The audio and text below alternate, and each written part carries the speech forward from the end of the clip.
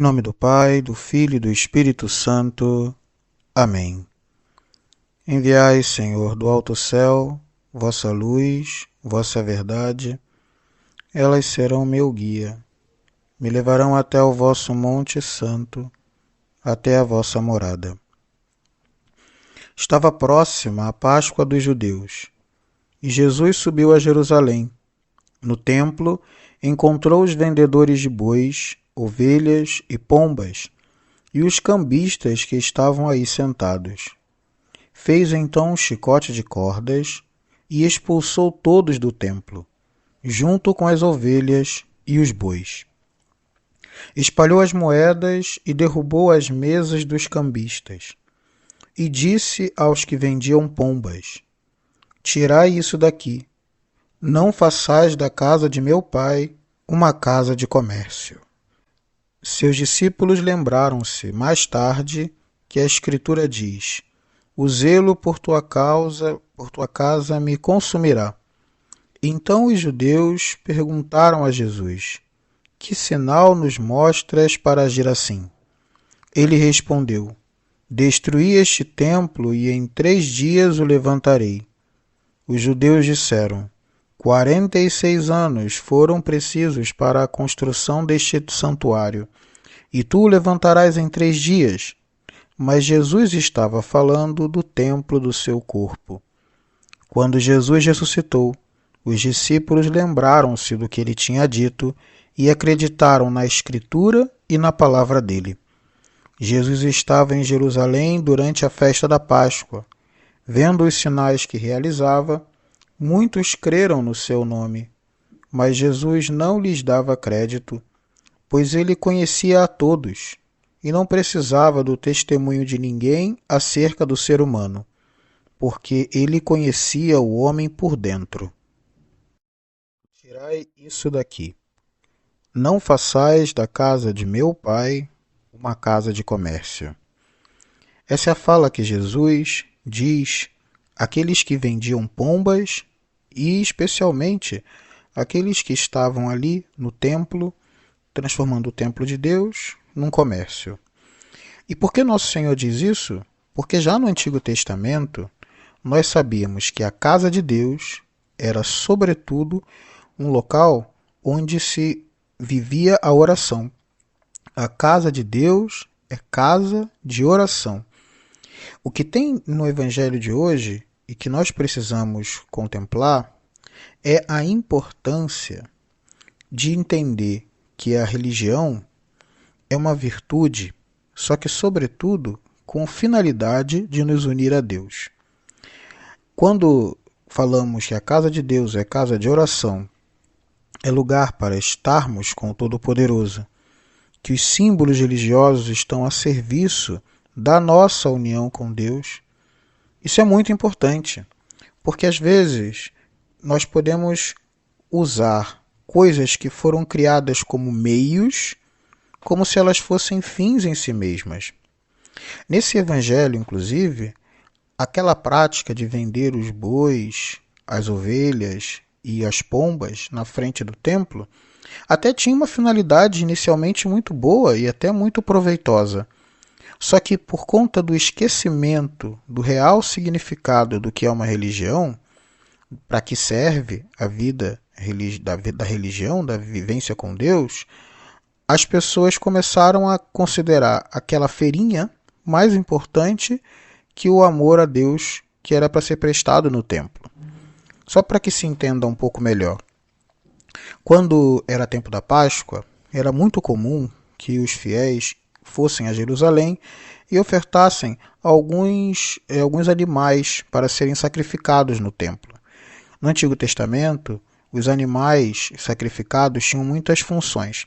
Quando se sacrificava um animal, podia ser um sacrifício pelo pecado, então alguém pegava um bicho, levava até o templo, poderia ser um boi, poderia ser uma ovelha, ou poderia ser um pássaro para quem era mais pobre, levava esse animal até o templo, o sacerdote verificava se o animal era puro o suficiente, e então ofertava a Deus, ou para pedir perdão pelos pecados, ou para se unir mais a Deus.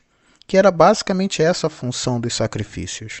Só que você imagina, na Páscoa apareciam muitos estrangeiros, então era comum que ao invés de uma pessoa trazer um boi lá da Galileia para poder ofertar no templo, era muito mais fácil que alguém que estivesse ali em Jerusalém, que tivesse boi, vendesse o boi para quem estava ali, e aí a pessoa não precisava trazer um boi lá da Galileia.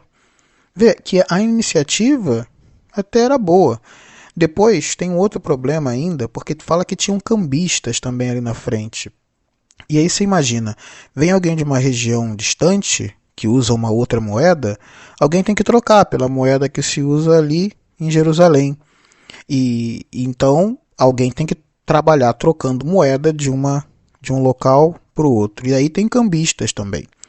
Só que a questão é, o que poderia ter sido um instrumento para a caridade, o que nasceu como um instrumento para facilitar a vida de quem queria exercer o culto a Deus, aquilo que começa para facilitar a vida dos peregrinos, se torna um empecilho para que eles se encontrem a graça. Porque você imagina que situação, uma pessoa que vem de longe, aí ela chega, quando chega, ela quer entregar todo o seu coração a Deus, passa o ano fazendo esforço para conseguir ofertar um sacrifício, aí chega no cambista, perde uma parte. Aí chega depois do dinheiro, aí chega no que vai vender, aí perde a outra. E quando chega lá, o animal não é puro o suficiente, o sacerdote ainda fala que não pode receber. Ou seja, é sobre esse tipo de comportamento que impedia as pessoas de se unir a Deus, que nosso Senhor está pegando o chicote nas cordas. E esse tipo de coisa que nós encontramos no Evangelho de hoje, ele está vinculado aos riscos e aos perigos contra a virtude da religião, que pode acontecer. No caso dessas pessoas, dos cambistas e dos vendedores de animais, nós podemos distinguir como dois tipos de pecados que são realizados contra a religião. O primeiro desses, que seria o tipo do pecado dos cambistas, é tratar a religião apenas como sendo uma atividade humana, como uma outra qualquer. No caso, em Israel especialmente, essa ideia do cambista, alguém trocando dinheiro por dinheiro, especialmente por causa da usura, era muito mal vista seguramente. E é como se alguém tirasse proveito de uma coisa que deveria ser para o templo, mas tirando um proveito tangencial. Trazendo um pouco mais para a nossa realidade diária, é como se por algum momento alguém pudesse interpretar a igreja como sendo a multinacional da caridade.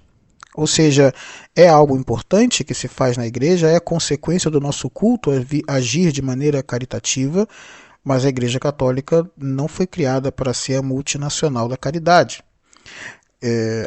Uma empresa ou alguma coisa que tem apenas uma finalidade social e política e a única importância dela é essa.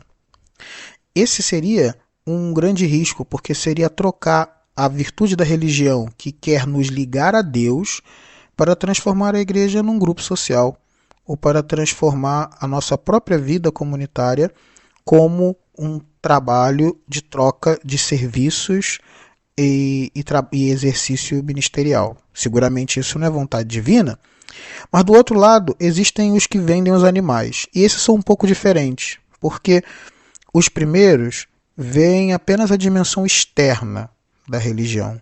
Os outros, eles fornecem de fato algo essencial para o culto. Ele vende boi, vende ovelha, vende pombo, que são exatamente os animais que são usados durante o culto.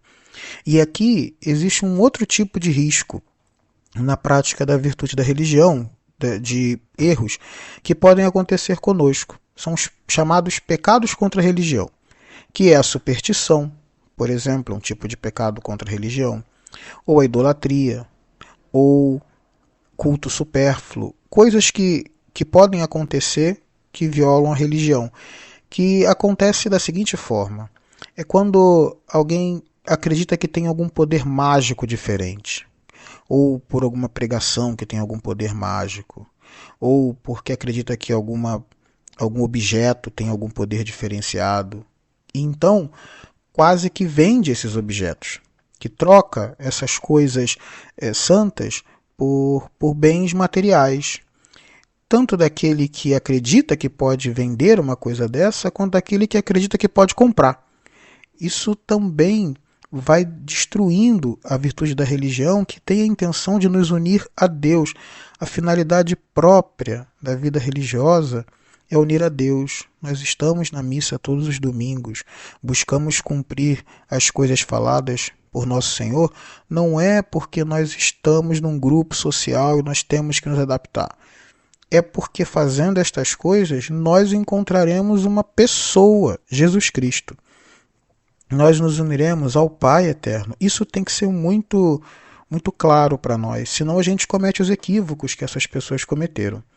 Recordo-me de uma homilia de Santo Antônio, em que ele explicava de maneira espiritual o que significam esses animais e quem são os vendedores. E Santo Antônio dizia o seguinte: ele dizia que o boi era a imagem do pregador, e quem vendia o boi era como alguém que vendia a palavra de Deus, trocava por dinheiro. Depois ele dizia que em segundo lugar estavam a ovelha, que dava a roupa para as pessoas com a sua lã. E essa ovelha que dá roupa era uma imagem de todas as obras de piedade que as pessoas trocavam por elogio, que pode acontecer assim também. Tem gente que não é somente comprado da vida religiosa por economia, dinheiro, mas também por elogio, e acredita que os elogios valem mais do que tudo. Em terceiro lugar, falava dos que vendiam pombas. E ele dizia que aqueles que vendiam pombas eram como os simoníacos, aqueles que trocavam bens espirituais por bens materiais. Ou o contrário também, bens materiais por bens espirituais, que é quando é uma espécie de tentativa de comprar a graça, que são chamados de simoníacos. Todas essas práticas negativas vinculadas à virtude da religião precisam ser combatidas, porque às vezes pode acontecer, por uma fraqueza humana, que mesmo as boas intenções, como foi aquela do evangelho de hoje, de fazer com que as pessoas pudessem se aproximar mais de Deus com mais facilidade, podem se perverter, especialmente quando nós ignoramos que a razão de ser de todas as práticas da religião é nos unir a Deus como amigos e sermos somente dele. Peçamos ao Senhor Jesus Cristo que nos livre de todos esses possíveis vícios vinculados à virtude da religião, que nunca nos esqueçamos que a oração é a principal finalidade do templo, que a união com Deus é a principal finalidade de todas as práticas que nós realizamos, que os elogios humanos ou os ganhos temporais, que são até consequências da vida religiosa, porque eventualmente alguma consequência temporal, física também acontece, mas que isso não nos prenda e não nos faça viver a vida religiosa de maneira externa, mas sim de maneira interna, conforme a da vontade de nosso Senhor Jesus Cristo. Que o Senhor nos ajude e nos dê a sua paz.